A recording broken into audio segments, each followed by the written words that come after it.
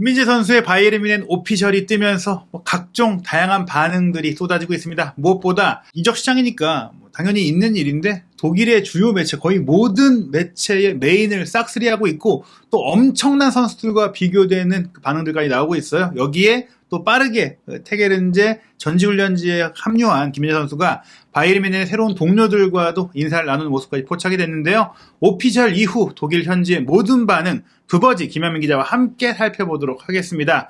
우선 독일 분데스리가 공식 홈페이지에 대문짝만하게 김민재 선수 특집 그래픽도 올라왔고 기사도 올라왔어요. 예, 그러면서 Das means the Bayern Abwehr better. 그러니까 압베어가 수비수거든요. 예. 바이언 수비를 더 좋게 만들어줄 선수 김민재라고 올라온 건데요. 예, 팀의 전력을 업그레이드해줄 선수다라는 얘기 같아요. 예, 여기서 이제 좀 주목해봐야 될 게 압베어 칸테인 건데 저게 이제 수비대장이라는 표현이나 마찬가지인 거예요. 각 팀의 수비 리더들을 이제 압베어 칸테라고 많이 부르거든요. 예. 그래서 판다이크라던가 이런 선수들한테 붙는 단어인 건데 예. 저거를 김민재 선수한테 붙인 겁니다. 예, 중요한 건 다시 한번 말씀드리지만 리더로서 데려온 것이다. 즉, 더리우트와 우파메카노의 이 로테이션, 경쟁 자원이 아니다. 확실하게 이 선수들을 오히려 앞서갈 수 있는 그런 선수라는 의미를 독일 분데스리가 공식 홈페이지에서 얘기한 것인데요.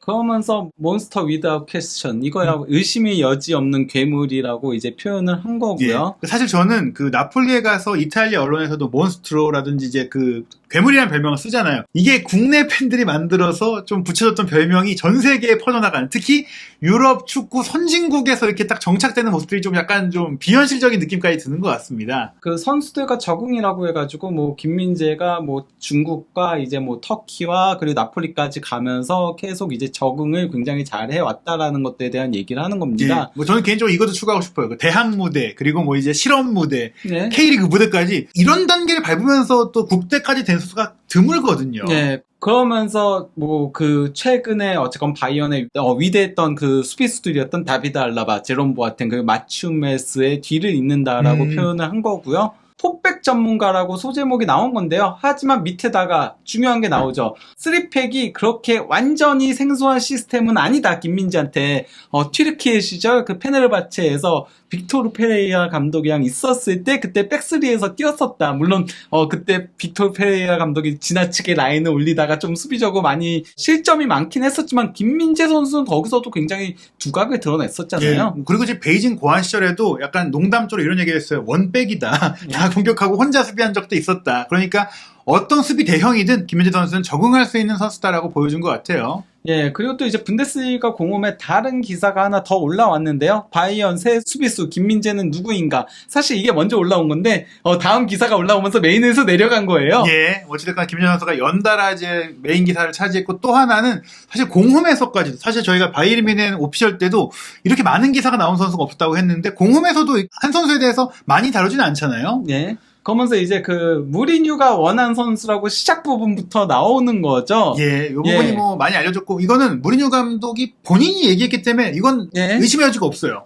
그러면서 이제 간단한 프로필이 나오고요. 주요 스탯들이 나오는데 여기에 대해서는 이미 그 바이에른 공식 홈페이지에서도 나왔던 내용들이긴 하거든요. 아마 같은 그 옵타의 데이터를 활용하니까 공유하지 않았을까. 다만 이제 밑에 오른발, 기본적으로는 오른발잡이지만은 그래도 왼발도 쓸 줄 안다라고 그런 식의 내용들도 있긴 합니다. 예, 사실은 예전부터도 이제 한국 축구 선수들이 유럽 선수들에 비해서 양발을 좀 잘 쓴다는 얘기들이 있었고, 특히 손흥민 선수는 거의 그냥 오른발 양발의 차이가 없는데, 김민재 선수가 수비수로서 좀 그런 선수라는 것은 좀 굉장히 좀 이색적인 장점이에요. 예, 그리고 여기서 조금 주목해볼 만한 부분이 있는데, 스타일적인 부분에서 야프스탐을 연상시키는 선수라고 한 겁니다. 예, 사실 90년대 축구를 이제 보신, 특히 저희 세대 분들은 아마 그 네덜란드 대표 수비수, 그리고 맨유 수비수, 스탐 선수가 세계 최고의 센터백 중에 한 명이라는 이미지가 있을 텐데, 그 스탐을 떠올리게 한다. 이거 엄청난 호평 아닙니까? 예, 그러면서 이제 더치 콜로서스, 그러니까 거인인 거죠. 야프스탐과 상당히 비슷한데, 그는 허거슨 감독 밑에서 맨유가 바이언한테 1998-99 시즌 챔피언스리그 결승전에서 깜푸누의 기적으로 불리죠.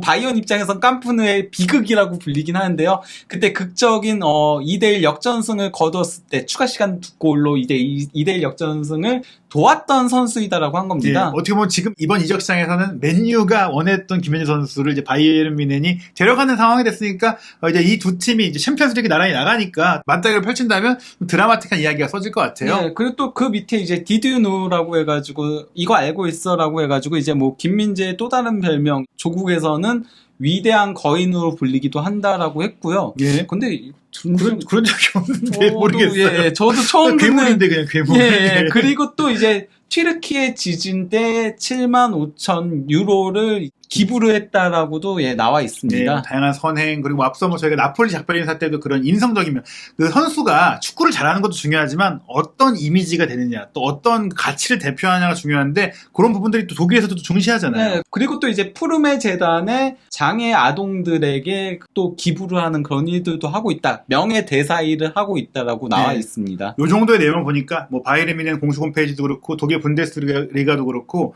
김민재 선수의 세세한 정보들을 다 알려주면서 팬들에게 좀 더 친숙해지기 위한 콘텐츠를 좀 소개한 것 같아요. 네, 그리고 이제 그 뒤에는 말이 나오는 건데요. 일단 무리뉴 감독의 말이 나오는 겁니다. 예. 뭐 그가 토트넘 시절에 정말 영입하고 싶어 했다.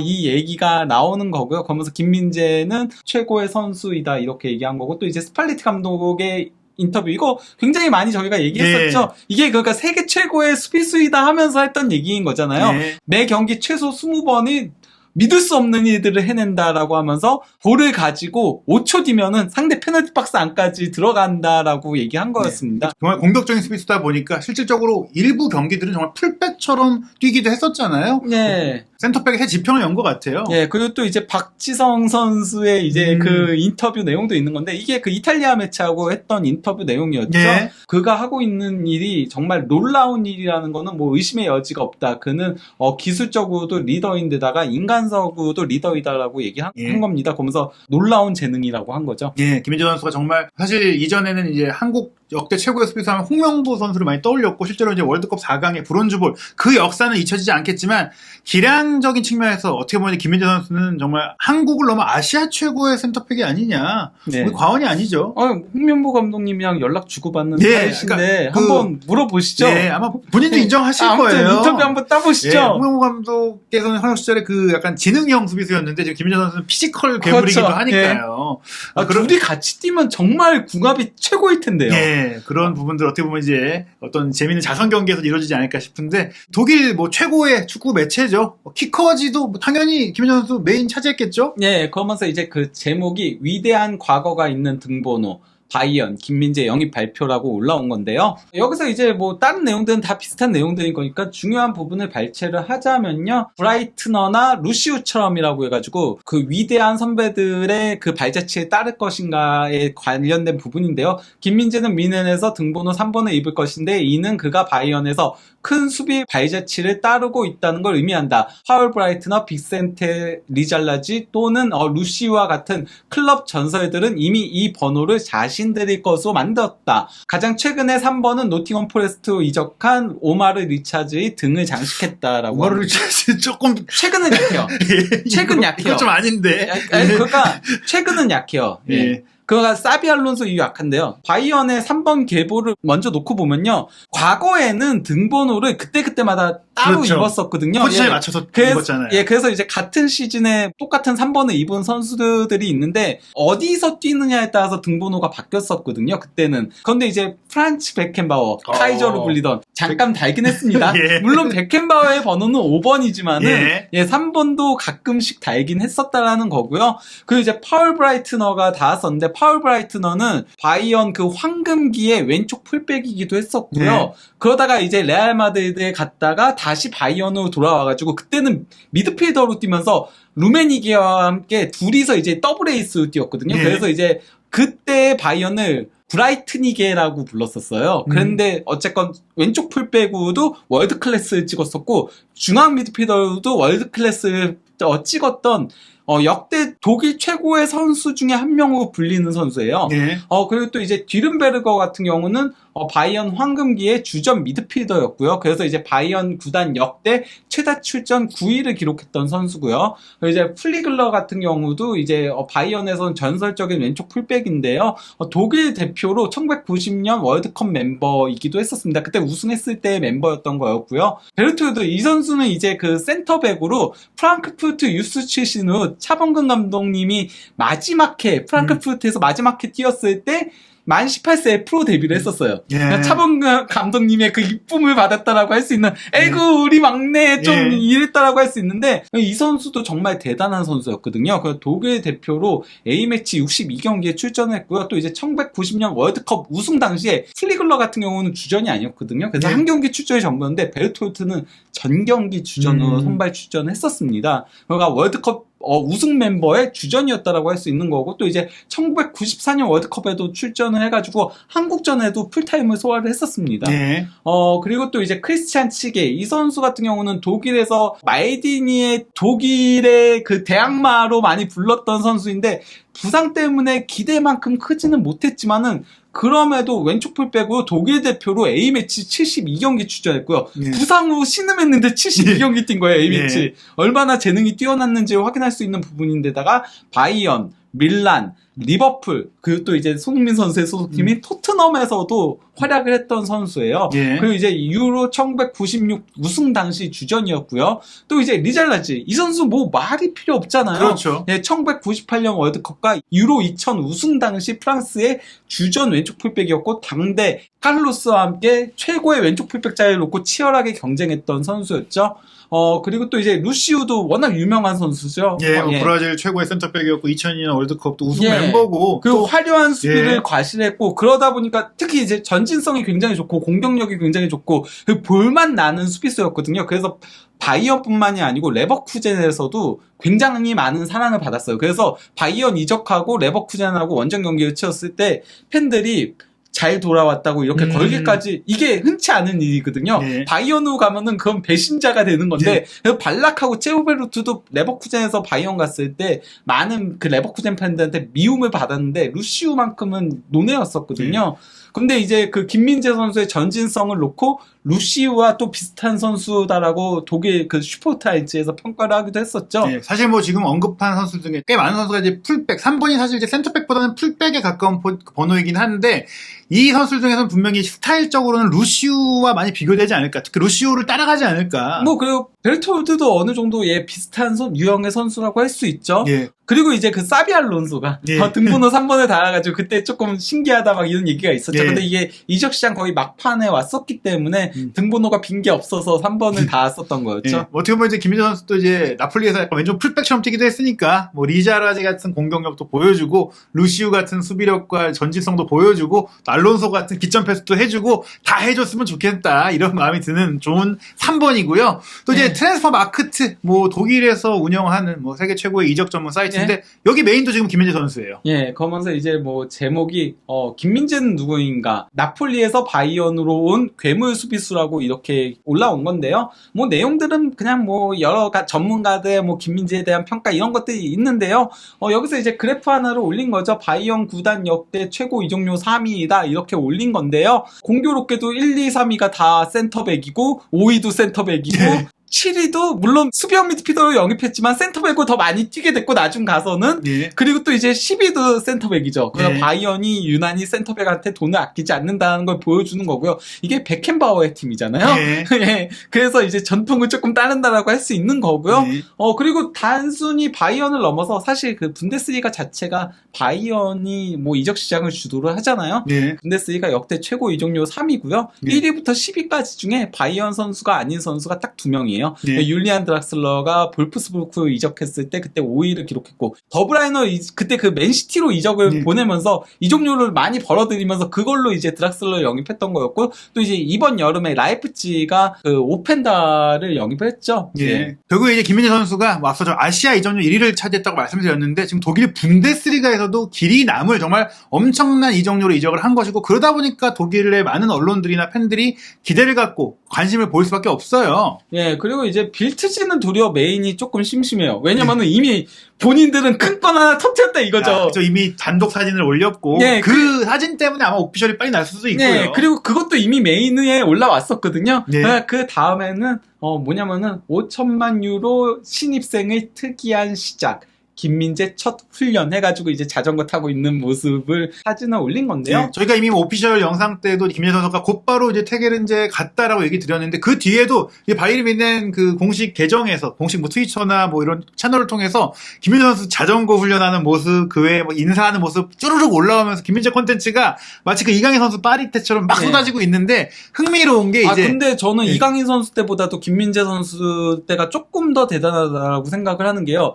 그 이강인 선수 때는 그래도 다른 선수들도 어느 정도는 올라왔거든요. 그쵸, 많이 다뤘죠. 예. 근데 바이언에서는 이번 여름에는 어쨌건 김민재만 이렇게 다루고 있는 거거든요. 예. 다른 선수들은 물론 뭐 그것도 있겠죠. 돈 주고 비싸게 주고 영입한 그렇죠. 선수니까 예. 그런 것도 있긴 하겠지만 어쨌건 뭐 그런 부분들이 있다는 거죠. 예, 그리고 이제 인사를 한 선수, 하필이면 또 이 시점에 그 바이에른 뮌헨 선수들이 이제 지역팀인 로타흐와 이제 연습 경기를 하던 와중에 오다 보니까 선수들이 유니폼을 입은 채 또 훈련하는 김민재 선수를 먼저 와서 자전거 타고 있는데 인사를 하는데 그 선수가 누구였느냐? 우파메카노가 가장 먼저 와서 인사했고요. 예. 그 다음에 그나브리, 예. 그 다음에 라이머, 그 다음에 키미히. 키미히가 사실 현재 시점에 소집된 선수 중에서는 약간 팀의 리더잖아요. 그렇죠. 예, 뭐 실질적인 주장이라고 봐도 되죠. 물론 노이어가 공식 주장이지만 현재 노이어가 없으니까요. 예. 부상 중이어서. 그러다 보니까 이제 이렇게 인사를 했고 특히 가장 마지막에 온 키미히가 농담도 하고 화기애애한 모습을 보였어요. 그리고 이제 SNS를 통해 이 경기에 합류하지 못한 선수들도 메시지를 남겼는데 말씀하신 공식 주장인 노이어가 김민재 선수 바이언 오피셜 그 게시글에 웰컴하고 딱 올렸어요. 네. 그리고 또 이제 더리우트도 김민재 선수를 팔로우를 했고요. 예, 좋아요 누른 다음에 먼저 김민재 선수도 아직 팔로우 안 한 상태였는데 먼저 팔로우를 할 정도로 너 이제 앞으로 나의 센터백 파트너구나 약간 이런 느낌. 황희찬 선수 대표팀 동료인 황희찬 선수도 김민재 가자라고 올렸는데 그 네. 옆에 이제 태그를 했어요. 왜냐하면 황희찬 선수가 그 잘츠부르크 그리고 라이프치히에서 함께 했던 선수가 지금 김민재 선수와 함께 뛰게 된 라이머와 우파메카노인데 우파메카노를 태그하면서 잘 챙겨줘라고 이제 남겼어요. 예, 근데 문제는 우파메카노가 김민재 선수 때문에 주전 자리에서 밀려날 판이거든요. 그렇죠. 근데 뭐 이 메시지 때문인지 봤는지 그래서 우파메카노가 제일 먼저 와서 인사를 하더라고요. 예. 다만 이제 앞으로 잘 챙겨주는 게 우파메카노가 아닐 수가 있다. 예. 그런 쾌남 메시지를 보낸 게 아닌가 우파메카노한테. 예. 못 뛰게 될 수 있는 우파메카노인데요. 어찌됐거나 그런 가운데 또 이 연습 경기에서 믿을 수 없는 스코어를 지금 현실로 지금 보고 있습니다. 예. 27대 0. 전반전에만 18대 0이었거든요. 예. 이게 그러니까 원래 이렇게 그 하브리그 팀하고 경기들을 할 때 좀 어느 정도는 힘을 빼고 하거든요. 예, 몸만 만들고 좀 환만 맞춰 보는 거잖아요. 예, 근데 저희가 지난 영상에서 투엘 감독이 현재 선수들을 굉장히 혹독하게 훈련을 시키고 있다라고 했잖아요. 예. 그러면서 볼 한 번 뺏기면은 왜 뺏겨 막 이러면서 막 화를 내고 제대로 하라고 막 이러고 엄청나게 그러니까 시작부터 좀 가혹하게 대하고 있다라는 보도들이 나왔었는데 그래서 그런지 선수들이 뭐 거의 봐주는 거 없이 했는데요. 무시알라가 5골을 넣었고요. 무시알라가 바로 이제 투엘 감독한테 한 예. 소리 들었던 선수였거든요. 예. 드리블 왜 뺏기냐고. 예. 그거들만 진짜 안 뺏긴다 봐요. 끝까지. 예. 그 케인이 오게 되면은 최대 피해자가 될 걸로 보이는 마티스텔이 이제 5골 넣었고요. 자비처 예. 아직 안 떠나고 있긴 합니다. 5골 넣었고 이제 그나브리가 3골, 킹슬리 코만, 게레이로, 마네, 루로이사네, 라이머, 그리고 마즈라이, 우파메카노 그리고 알폰소 데이비스까지 골을 넣었습니다. 예, 뭐 사실 이제 투엘 감독 입장에서는 지난 시즌 중도 부임하긴 했지만 부임했을 땐 트래블이 가능했는데 막판에는 정말 마지막 날까지 무관의 위기에 처해 있었잖아요. 그렇기 때문에 이번 시즌은 조금 본인이 강한 의욕을 갖고 있을 것 같고 또 이런 모습들, 이런 훈련장의 연습 분위기가 김민재 선수한테도 전달이 됐을 것 같아요. 예, 그리고 김민재 선수 저는 조금은 그래도 휴식이 필요하다라고 생각을 하는데 투엘 감독이 어떻게 할지가 참 궁금합니다. 제 개인적인 생각으로는 아마 이제 제대로 훈련 다 하고 일본으로 같이 넘어와서 이제 빡세게 가지 않을까. 너 충분히 쉬었잖아 한국에서 약간 이런 느낌이 아닐까 싶은데요. 이제 김민재 선수가 처음 치르게 될 경기는 뭐 여러 번 말씀드린 대로 일본에 와서 이제 맨시티와 치를 경기일 것 같은데요. 또 또 일본에 오기 전까지도 많은 소식들이 독일 현지에서 나올 것 같습니다. 부버즈 김현민 기자와 함께 한준TV에서 김민재 선수의 역사적인 바이에른 뮌헨 도전 확인하시기 바랍니다.